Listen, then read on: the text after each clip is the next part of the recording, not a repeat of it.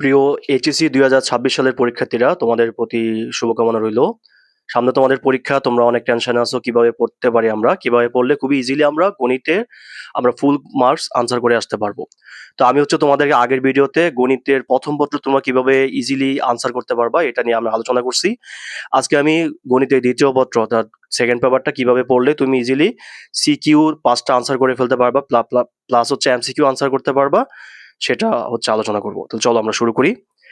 দেখো, আমাদের ফার্স্ট পেপারের মতো ম্যাথ সেকেন্ড পেপার বিভাগ হবে 2টা। প্রতিটা বিভাগে তোমার 4টা করে প্রশ্ন থাকবে, এখানেও 4টা প্রশ্ন থাকবে। তো 4টা থেকে তোমাকে মোট 8টা প্রশ্ন থেকে আনসার করতে হবে কয়টা? 5টা। এটা তোমরা জানো। তো কেউ যদি এখান থেকে 3টা আনসার করো, এখান থেকে 2টা আনসার করবা, আর কেউ যদি এখান থেকে 2টা আনসার করো, এখান থেকে 3টা আনসার করবা। ওকে, এখন আমরা তাহলে একটু আলোচনা করি যে কোন অধ্যায় কোন বিভাগে আছে। দেখো, আমাদের ক বিভাগে টোটাল 6টা অধ্যায় আছে। প্রথম পত্র বা প্রথম অধ্যায় যেটা বাস্তব সংখ্যা, দ্বিতীয় অধ্যায় যোগাশ্রয়ী, তৃতীয় অধ্যায় জটিল সংখ্যা, চতুর্থ অধ্যায় বহুপদী, পঞ্চম অধ্যায় আমাদের দ্বিপদী, এবং আমাদের সপ্তম অধ্যায় আমাদের কি ত্রিকোণমিতি। এটা হলো আমাদের সপ্তম অধ্যায়। এই 6টা অধ্যায় আমাদের ক বিভাগে আছে। আর খ বিভাগে আমাদের কৌণিক, এটা আমাদের ষষ্ঠ অধ্যায়ে। স্থিতিবিদ্যা আমাদের অষ্টম অধ্যায়, আর গতিবিদ্যা নবম অধ্যায়, আর পরিসংখ্যান এবং সম্ভাবনা আমাদের দশম অধ্যায় আছে। তো এই টোটাল 10টা অধ্যায় মিলে আমাদের 8টা সিকিউ হবে। এখন আমরা আলোচনা করব যে ক বিভাগের কোন অধ্যায় থেকে কয়টা সিকিউ হবে। যেমন ধরো, বাস্তব সংখ্যা এবং যোগাশ্রয়ী, এই 2টা মিলাই আমাদের একটা সিকিউ হবে। কি বললাম? বাস্তব সংখ্যা এবং যোগাশ্রয়ী, এই 2টা মিলাই আমাদের একটা সিকিউ হবে। সাধারণত এইভাবে হয় যে বাস্তব সংখ্যা এবং যোগাশ্রয়ী মিলাই একটা হয়, যোগাশ্রয়ী থেকে তোমার 4 নাম্বার আসে, বাস্তব সংখ্যা থেকে 6 নাম্বার আসে। আচ্ছা, এবার দেখো, বহুপদী অধ্যায় থেকে সাধারণত একটা সিকিউই হয়। বহুপদী থেকে একটা এবং ত্রিকোণমিতি থেকে একটা, এই 2টা থেকে আমার 2টা আসবে শিওর। ত্রিকোণমিতি একটা, এবং কি আমাদের বহুপদী একটা। বাকি যে আছে জটিল সংখ্যা এবং দ্বিপদী, এই 2টা মিলাইয়া সাধারণত একটা সিকিউ আসে। আচ্ছা, এবার দেখো, এখানে তুমি কোন অধ্যায়গুলো পড়া তোমার জন্য সেফ হবে যে একটা আসবে শিওর। এটা আমার বহুপদী, যে এখান থেকে একটা আসবে শিওর। বুঝছো? এমন কি আমাদের ত্রিকোণমিতি, যে এখান থেকে একটা আসবে শিওর। বহুপদী আর কি বললাম, ত্রিকোণমিতি, যে এখান থেকে 2টা আসবেই আমাদের শিওর।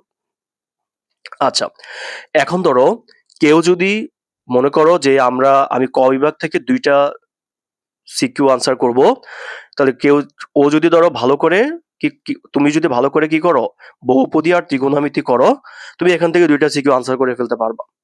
কি বললাম? বহুপদী আর কি ত্রিকোণমিতি করলে 2টা সিকিউ আনসার করে ফেলতে পারবা। আচ্ছা, কেউ যদি মনে করেন আমি এখান থেকে 3টা সিকিউ আনসার করব, যেহেতু ওই খ বিভাগের পার্টটা একটু ঝামেলার, স্থিতিবিদ্যা গতিবিদ্যা আছে, তো তুমি এই বহুপদী এবং ত্রিকোণমিতির পাশাপাশি যোগাশ্রয়ী আর বাস্তব সংখ্যাটা পড়ে নিবা।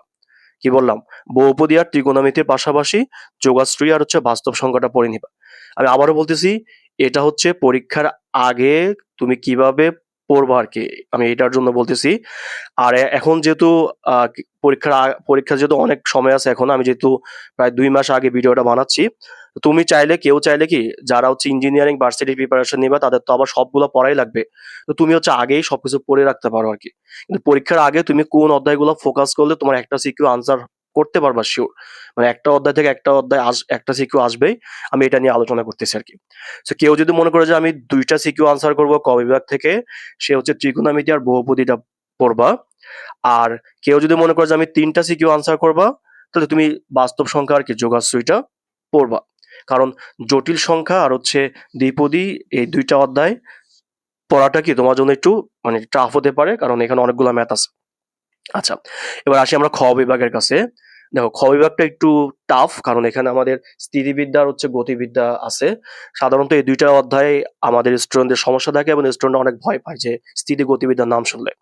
এখন এই ক্ষেত্রে তুমি কি করতে পারো, এক্ষেত্রে তুমি দশম অধ্যায় তোমাকে আনসার করাই লাগবে, কারণ এখানে পরিসংখ্যান আছে, আমার সম্ভাবনা আছে। পরিসংখ্যান যারা করছো তারা এখান থেকে, পরিসংখ্যান থেকে সাধারণত 4 নাম্বার আসে, সম্ভাবনা থেকে সাধারণত 6 নাম্বার আসে। সো এটা তুমি আনসার করাই লাগবে এখান থেকে একটা, কারণ কি এটা অনেক ইজি হবে তোমার জন্য। আচ্ছা, এবার তুমি কি করতে পারো, কৌণিকটা পড়তে পারো, হ্যাঁ? কারণ কৌণিকটা হচ্ছে একটার সাথে আরেকটা কি তোমার রিলেভেন্ট, কারণ পরাবৃত্ত, উপবৃত্ত, অধিবৃত্ত প্যাটার্নটা মিল আছে আর কি।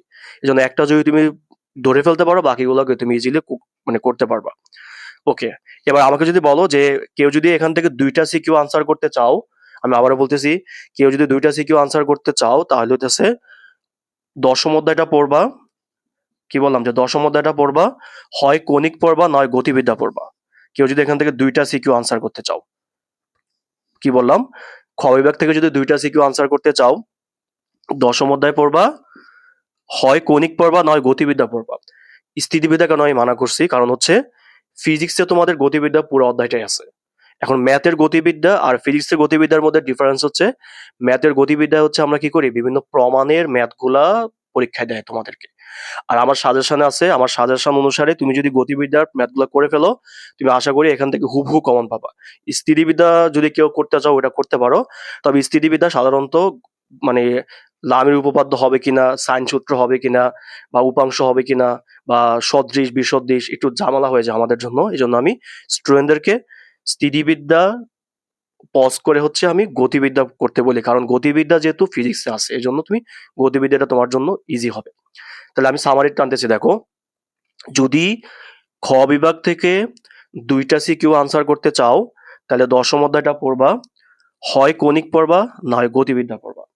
আর কেউ যদি মনে করো যে না আমি খ বিভাগ থেকে 3টা সিকিউ আনসার করব, তাহলে তুমি গতিবিদ্যা পড়বা, দশম অধ্যায় পড়বা এবং হচ্ছে কণিক পড়বা। আর কারো যদি স্থিতিবিদ্যার ভালো দক্ষতা থাকে তুমি স্থিতিবিদ্যাটা পড়তে পারো কণিকের পরিবর্তে বা গতিবিদ্যার পরিবর্তে। তাহলে 2টা এবং 3টার মধ্যে কোনটা কিভাবে আনসার করবো এটা বললাম। আর খ বিভাগে অবশ্যই 4টা থেকে 4টা সিকিউ আসবে, কণিক থেকে একটা, স্থিতি একটা, গতি একটা, দশম একটা। এখান থেকে এভাবে আসবে শিউর আর কি, হ্যাঁ? আচ্ছা, তাহলে এখানে গেল 2টা আনসার করলে তুমি কি কি করবা, 3টা আনসার করলে কি করবা। এখন দেখো, ক বিভাগে যদি কেউ 2টা সিকিউ আনসার করতে চাও তাহলে সে বহুপদী আর ত্রিকোণমিতি পড়লেই হয়ে যাবে ভালো করে। আর কেউ যদি মনে করে যে আমি ক বিভাগ থেকে 3টা সিকিউ আনসার করব, তাহলে হচ্ছে এই বাস্তব সংখ্যার যোগাশ্রয়ী, সাথে হচ্ছে কি বহুপদী আর ত্রিকোণমিতি পড়বা। তো এইভাবে যদি তুমি প্রিপারেশন নাও, আশা করি সিকিউর তুমি 50-এ 50 ভালো করে প্রিপারেশন নিলে পেয়ে যাবা।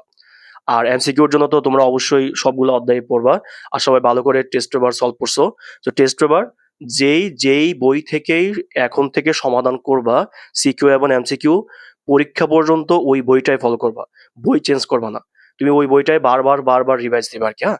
যে ম্যাথগুলো তোমার কাছে কঠিন মনে হয় এগুলাকে তুমি লাল কলম দিয়ে দাগ দিয়ে রাখবা, রিভিশন দেওয়ার সময় আবার এগুলাই বারবার করে পড়বা, কারণ এগুলোতে তোমার সমস্যা হতে পারে আর কি, হ্যাঁ? আর এইভাবে যদি পড়ো আশা করি সবাই সিকিউতে ভালো নাম্বার পাবা, এমসিকিউতে ভালো নাম্বার পাবা। আর সিকিউর জন্য কোন কোন ম্যাথগুলো করবা এটা আমার সাজেশন দেওয়া আছে, আর সাজেশনটা তোমরা কিভাবে পেতে পারো এটা আমার একটা ভিডিও আছে, ওই ভিডিওটাও দেখে নিতে পারো আর কি, হ্যাঁ? তো সবাই ভালো করে পড়াশোনা করো, সবাই ভালো থাকো, সুস্থ থাকো, আল্লাহ হাফেজ।